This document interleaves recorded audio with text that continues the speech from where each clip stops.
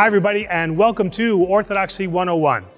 Well, after this entire series of talking about vestments and their history and evolution and the different types, we still have to get back to the original question: are vestments necessary?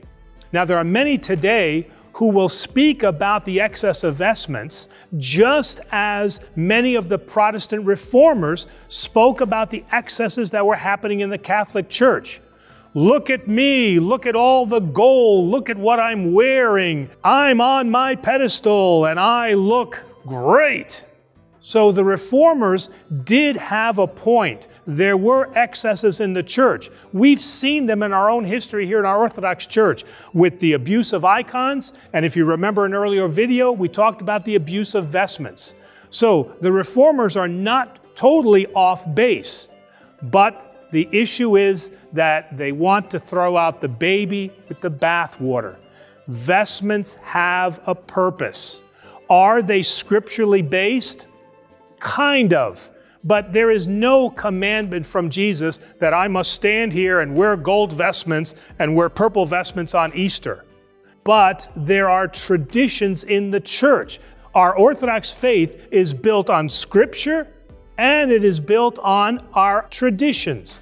And part of that tradition are things like icons that are not scripturally based, but have become a cultural part of our Orthodox tradition. In fact, even more than that, they carry a symbology that points to heaven and points to God. It is the same with vestments. Vestments over time have become a tradition associated with the formality and the grandeur and the glory of worshiping God in His house.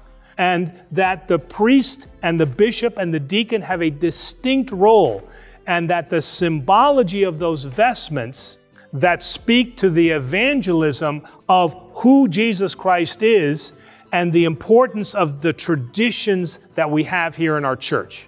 I mean, who would take me seriously if I stood up here in a Mickey Mouse t-shirt wearing shorts?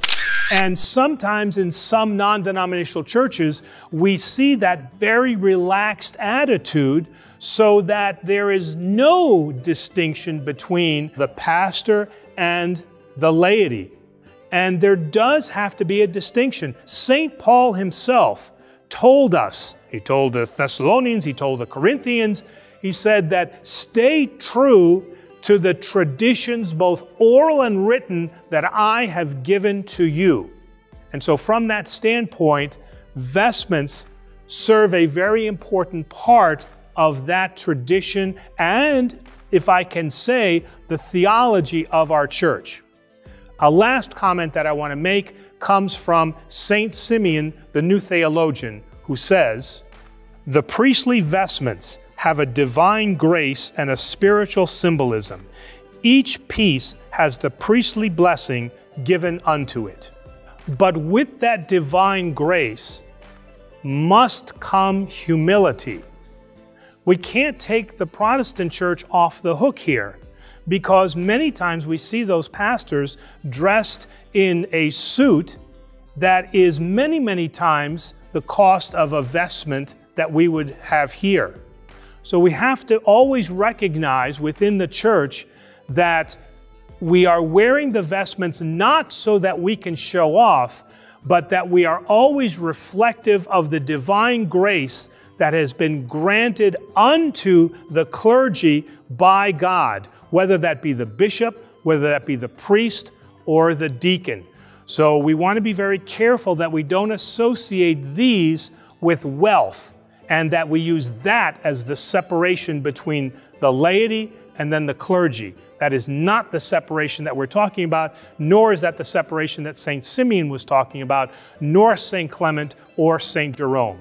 But what they were speaking of is that it is important that the laity see that there is a divine grace and a glory that has been bestowed upon Jesus Christ's priesthood that He has given to His apostles and the successors to the apostles.